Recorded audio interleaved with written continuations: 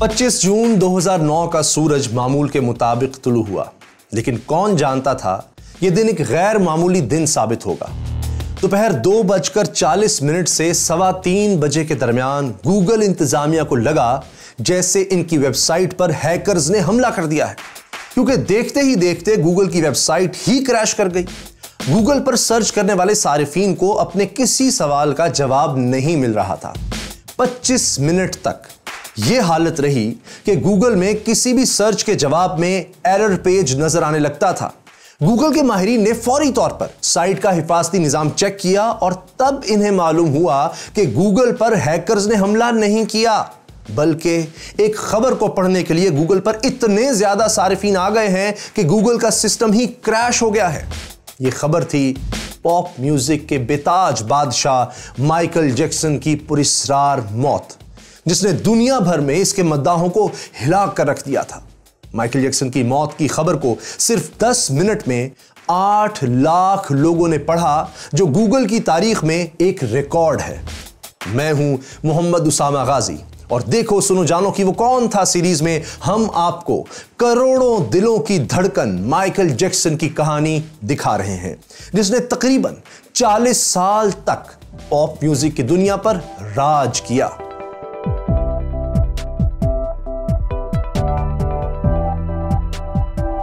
Michael Jackson ने 29 अगस्त 1958 को अमेरिकी रियासत इंडियाना के एक स्याह फार्म खानदान में आंख खोली। वो अपने 9 बहन भाइयों में 7वें नंबर पर था। माइकल को मौसीकी की तरबियत के लिए किसी बैरूनी उस्ताद की जरूरत नहीं पड़ी, क्योंकि इसका खानदान पहले ही मौसीकी में अपना नाम बना चुका था। जैक्सन खानदान का अपना म्यूजिक बैंड था जिसका नाम था जैक्सन 5। 1960 और 70 की दिहाई में यह बैंड अमेरिका में बेहद मकबूल था। 1969 में तो इस बैंड की पहली release I want you back मौसीकी के चार्ट्स पर सरे फहरिस्त रही और इसकी 20 लाख कॉपियां फरोख्त हुई। इस ग्रुप ने ABC, the love you save और आई विल बी देयर जैसे हिट नगमे भी बनाए। माइकल ने अपने खानदान से ही मौसीकी सीखी और सिर्फ 5 साल की उम्र में ही अपने खानदानी बैंड में शामिल हो गया, जिसमें वो तुम्बुरा और बोंगो बजाता था। लेकिन जल्द ही इसने ग्रुप के लिए गाना भी शुरू कर दिया। माइकल के म्यूजिक करियर में अहम मोड़ तब आया जब इसने 9 साल की उम्र में अपना पहला गाना बिग बॉय रिकॉर्ड कराया। यह गाना 13 जुलाई 1967 को रिकॉर्ड किया गया। इस गाने से माइकल जैक्सन की जिंदगी का वो सफर शुरू हुआ जो इसे शोहरत की बुलंदियों पर ले गया। बहुत कम लोग जानते हैं कि माइकल जैक्सन सिर्फ गुलकार और मौसीकार ही नहीं बल्कि अदाकार भी था, लेकिन अदाकारी में इसने ज्यादा नाम पैदा नहीं किया। 1977 में इसने द विज नाम की फिल्म में अपनी दोस्त डियाना रोज के साथ मरकजी किरदार भी अदा किया। यह फिल्म 1939 की मशहूर ज़माना अमेरिकी फिल्म द विज़र्ड ऑफ ऑज का स्याह फार्म वर्जन था। यह फिल्म स्याह फार्म अमेरिकियों में बेहद मकबूल हुई। इसी फिल्म की तैयारी के दौरान माइकल जैक्सन के म्यूजिक करियर में एक अहम मोड़ आया। माइकल की मुलाकात मशहूर अमेरिकी मौसीकार क्विंसी जोन्स से हुई। जोन्स ने माइकल को अपना सोलो एल्बम बनाने को कहा। माइकल जैक्सन ने इस एल्बम पर भरपूर मेहनत की और इस मेहनत का नतीजा classic disco album of the wall की सूरत में सामने आया।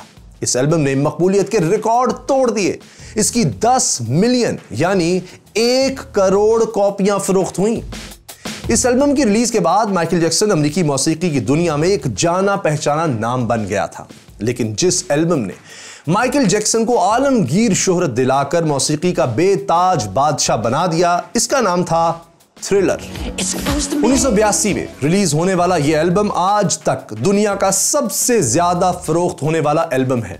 इस एल्बम की 6 करोड़ 50 लाख कॉपियां फरोख्त हो चुकी हैं और इसका नाम Guinness book of world record में भी शामिल है। माइकल जैक्सन की एक और खूबी यह थी कि वो कभी अपने सामने लिखा हुआ गाना रखकर नहीं गाता था, बल्कि इसे अपना हर गाना जुबानी याद होता था। लेकिन माइकल जैक्सन की वजह शोहरत सिर्फ गाने नहीं थे, बल्कि वो डांस की दुनिया में भी एक लेजेंड बन गया। आज भी बड़े बड़े डांसर इसकी बनाई हुई डांस मूव्स की नकल करते हैं। इन डांस मूव्स में मून वॉक का अंदाज ही सबसे जुदा है और डांस का यह अंदाज माइकल जैक्सन की पहचान बन चुका है। माइकल ने पहली बार मून वॉक का मुजाहिरा 1983 में किया था। ये एक सहरंगेज रक्स था जिसमें बज़ाहिर आगे को बढ़ता हुआ डांसर पीछे की तरफ चलता जाता है। जिस दिन माइकल ने पहली बार मून वॉक की, लोग इसका एल्बम खरीदने के लिए दुकानों पर टूट पड़े। मून वॉक के अगले ही रोज माइकल जैक्सन के एल्बम थ्रिलर की फरोख्त कई गुना बढ़ चुकी थी। लेकिन माइकल जैक्सन की जिंदगी में एक और ऐसी चीज भी थी जो इसे शोहरत के साथ साथ मुतनाज़ा भी बना रही थी, और वो थी इसकी सर्जरी कराने की आदत। इस आदत का आगाज एक छोटे से हादसे से हुआ था। यह हादसा क्या था और इसने माइकल की जिंदगी पर क्या असरात मुरत्तब किए? माइकल की सर्जरी कराने की आदत का आगाज 1979 में एक छोटे से हादसे से हुआ था। वह यूं कि एक डांस की प्रैक्टिस के दौरान माइकल नीचे गिरा और इसकी नाक पर गहरी चोट आई। माइकल डॉक्टर स्टीवन हुफिन के पास गया और इससे अपनी नाक की सर्जरी करवाई, जो कामयाब रही। लेकिन इसके बाद माइकल को सर्जरी की ऐसी लत लग गई कि इसने कई बार अपने चेहरे की सर्जरी कराई। माइकल जैक्सन के मुतालिक एक और बात भी मशहूर है कि इसने सर्जरी से अपने जिस्म को स्याह फाम से सफेद फाम बना लिया था। जब 1987 में इसकी मशहूर ज़माना एल्बम बैड रिलीज हुई तो इसके मद्दाह ये देखकर हैरान रह गए कि स्याह फाम माइकल का रंग सफेद हो चुका था। लोग कहने लगे कि जैक्सन ने स्किन ब्लीच या फिर प्लास्टिक सर्जरी से अपनी रंगत तब्दील करवा ली है। लेकिन माइकल जैक्सन ने फरवरी 1993 में एक इंटरव्यू के दौरान इन सारे मफरूजों को गलत साबित कर दिया।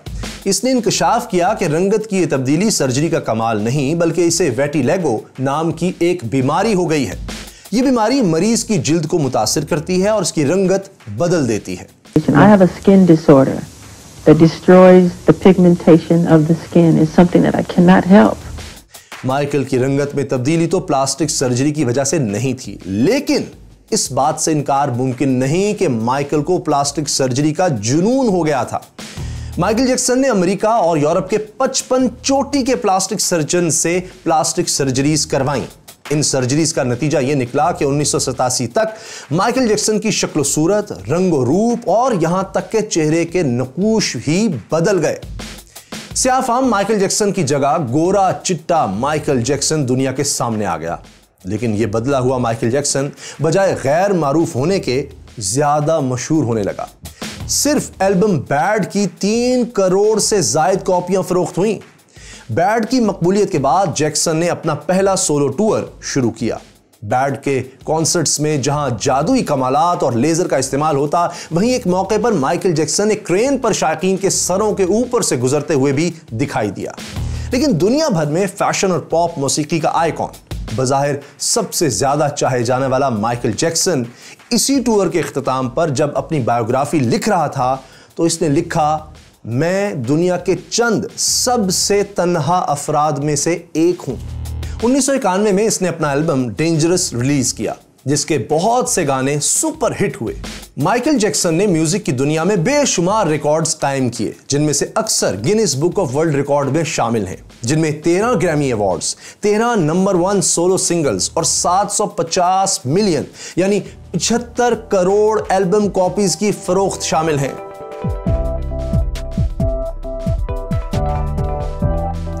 जो लोग शोहरत की बुलंदियों पर पहुंचते हैं, इन्हें इस शोहरत को बरकरार रखने के लिए कई तरह के काम करना पड़ते हैं, जिनसे इनकी शख्सियत मुतनाज़ा भी बन जाती है।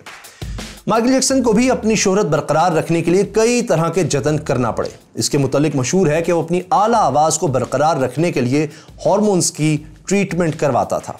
यही नहीं, वो जवान नजर आने के लिए हाइपर बैरिक चैम्बर में सोता था। इन चैम्बर्स में ऑक्सीजन को हवा के आम दबाव से ज्यादा दबाव में रखा जाता है, जिससे कई तरह की बीमारियों के इलाज में मदद मिलती है। माइकल जैक्सन जैसे जैसे शोहरत की बुलंदियों पर पहुंच रहा था, इसकी जिंदगी कई तरह के स्कैंडल्स में घिरती जा रही थी। 1993 में माइकल जैक्सन पर बच्चों से ज्यादती की कोशिश का इल्जाम लगा। इसकी वजह से माइकल को मुकदमात का भी सामना करना पड़ा। इसकी मकबूलियत का ग्राफ इतना गिर गया कि 2002 में जब इसकी एल्बम इनविंसिबल रिलीज हुई तो वो बुरी तरह फ्लॉप रही। अगरचे इसकी 20 लाख कॉपियां फरोख्त हुई, मगर माइकल जैसे सुपरस्टार की शोहरत के लिहाज से यह फरोख्त कुछ भी नहीं थी। अगरचे 2005 में अदालत ने माइकल जैक्सन को चाइल्ड एब्यूज केस में तमाम इल्जामात से बरी कर दिया, लेकिन तब तक ये इल्जाम इसे बहुत ज्यादा मुआशी नुकसान पहुंचा चुका था। लेकिन माइकल जैक्सन की जिंदगी में सिर्फ यही एक मसला नहीं था, इसकी घरेलू जिंदगी भी बुरी तरह नाकाम हो चुकी थी। माइकल ने पहली शादी 1994 में मशहूर अमेरिकी गुलकार एल्विस प्रेस्ले की बेटी लीजा मैरी प्रेस्ले से की, लेकिन यह शादी सिर्फ 19 माह ही चल सकी और तलाक पर खत्म हुई। 1997 में माइकल जैक्सन ने एक गैर मारूफ नर्स डेबी रो से शादी करके अपने मद्दाहों को हैरान कर दिया। डेबी रो से माइकल का एक बेटा प्रिंस माइकल और बेटी पेरिस माइकल कैथरीन पैदा हुई, लेकिन यह शादी भी सिर्फ 2 साल बाद यानी 1999 में खत्म हो गई, मगर बच्चे माइकल जैक्सन के पास ही रहे। अपनी शादियों की नाकामी, मुकदमात और गिरती हुई मकबूलियत की वजह से माइकल जैक्सन ज़हनी दबाव का शिकार हो चुका था। माइकल जैक्सन के मुतालिक यह भी मशहूर है कि वो इस्लाम से बहुत मुतासिर था और इसने इस्लाम कबूल करके अपना नाम मिकाइल रख लिया था, लेकिन इस बात की कभी तस्दीक नहीं हो सकी। बहरहाल इस हकीकत से किसी को इनकार नहीं है कि माइकल जैक्सन की ज़िंदगी के आखिरी साल सख्त ज़हनी परेशानियों में गुजरे। इसके मद्दा इसका हौसला बढ़ाते थे, जिन पर माइकल इनका शुक्रगुजार भी था। 2003 में एक रोज़ वो अपने केस के सिलसिले में अदालत में आया तो देखा कि इसके हज़ारों मद्दा अदालत के बाहर जमा हैं। इन्हें देखकर माइकल अपनी गाड़ी की छत पर चढ़ गया और अपने मद्दाहों का शुक्रिया अदा किया। माइकल जैक्सन की परेशानियां अपनी जगह, लेकिन वो एक हसास दिल का मालिक था और खैराती कामों में बढ़ चढ़कर हिस्सा लेता था। 1992 में माइकल जैक्सन ने हील द वर्ल्ड फाउंडेशन की बुनियाद रखी। इसका मकसद बच्चों को अद्वियात मुहैया करना, बेघर लोगों को घर देना और भूखों की भूख मिटाना था। जैक्सन दुनिया भर के बच्चों को भी एक बेहतर माहौल मुहैया करना चाहता था, लेकिन अपने ख्वाबों की ताबीर से पहले ही मौत इसके करीब आन पहुंची। माइकल ने अपनी जिंदगी के आखिरी बरसों में गाना छोड़ दिया था, लेकिन मार्च 2009 में इसने अचानक एक प्रेस कॉन्फ्रेंस की और ऐलान किया कि वो आखिरी बार अपने मद्दाहों के सामने परफॉर्म करेगा। These will be my final show performances in London. This will be it. This is it. And when I say this is it, it really means this is it. Michael के आखिरी musical tour के दौरान London में 50 concerts होना थे। इन concerts को this is it का नाम दिया गया था। ये माइकल जैक्सन के मद्दाहों के लिए बहुत बड़ी खबर थी। वो इन कॉन्सर्ट्स के टिकट खरीदने के लिए टूट पड़े। 7.5 लाख टिकट सिर्फ चंद दिनों में ही फरोख्त हो गए। माइकल जैक्सन मौसीकी की दुनिया में आखिरी बार वापस आ रहा था, लेकिन इसके साथ साथ वो पहले से ज्यादा तवाना और पुरकशिश भी नजर आना चाहता था।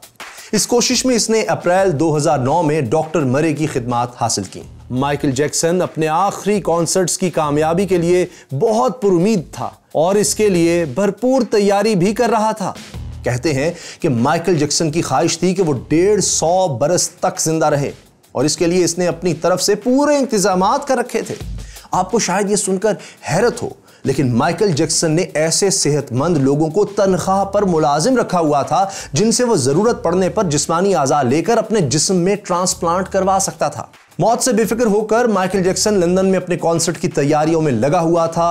24 जून की रात वो भरपूर प्रैक्टिस करता रहा और जब थक गया तो पुरसुकून नींद के लिए इसने एक दवा ली। यह दवा प्रोपोफोल कहलाती है और माइकल पहले भी इस्तेमाल करता था, लेकिन इस रोज इसने दवा की ज्यादा मिकदार ले ली। प्रोपोफोल लेने के बाद माइकल ऐसा सोया कि फिर उठ नहीं सका। 25 जून 2009 को माइकल जैक्सन सिर्फ 50 साल की उम्र में ही दुनिया को खैर आबाद कह गया। 7 जुलाई 2009 को अमेरिकी शहर लॉस एंजलिस में माइकल जैक्सन की आखिरी रसूमात अदा की गईं, जिन्हें टीवी पर लाइव नशर किया गया और यह तकरीबन 1 अरब लोगों ने बराह रास्त देखी। इब्तदाई तौर पर माइकल जैक्सन की मौत की वजह हरकत कल्ब बंद हो जाना बताई गई थी। ताहम इसकी वफात के 2 साल बाद अमेरिकी अदालत ने करार दिया कि माइकल की मौत इसके डॉक्टर कोनार्ड मरे की गफलत की वजह से हुई थी, क्योंकि इसने दवा की जरूरी मिकदार का ख्याल नहीं रखा। डॉक्टर मरे को 4 साल कैद की सजा सुनाई गई और इसका मेडिकल लाइसेंस भी मंसूख कर दिया गया। ताहम 2 साल जेल में गुजारने के बाद डॉक्टर मरे को पैरोल पर रिहा कर दिया गया। माइकल जैक्सन की मौत से दुनिया मौसीकी का एक सुनहरी बाब खत्म हो गया, लेकिन माइकल जैक्सन की शोहरत में आज भी कोई कमी नहीं आ सकी। इसका अंदाजा इस बात से लगाएं कि माइकल जैक्सन की मौत के 10 साल बाद भी अर्जेंटाइन के एक 22 साल नौजवान ल्यू ब्लैंको ने खुद को माइकल जैक्सन बनाने के लिए 42 लाख रुपए खर्च करके अपनी 11 प्लास्टिक सर्जरीज कराई। माइकल जैक्सन एक गुलकार और एक डांसर की हैसियत से दुनिया भर में मकबूल हुआ। इसी की तरह अपने काम से दुनिया भर में शोहरत हासिल करने वाले ब्रूस ली की शानदार बायोग्राफी देखने के लिए यहां और यहां क्लिक कीजिए और यहां जानिए कि एक दरख्त के नीचे पड़ी लावारिस बच्ची हिंदुस्तान की मलिका कैसे बनी।